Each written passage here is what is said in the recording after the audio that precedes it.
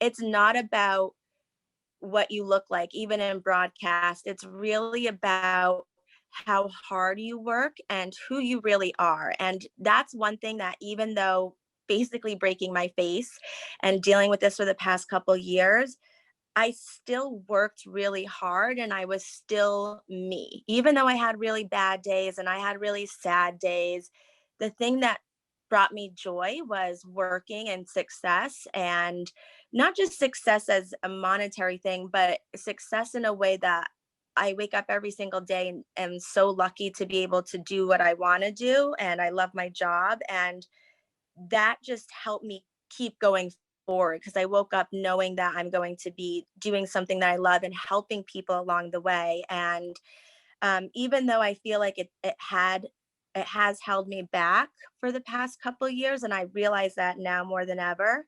Um, I just didn't let it define me.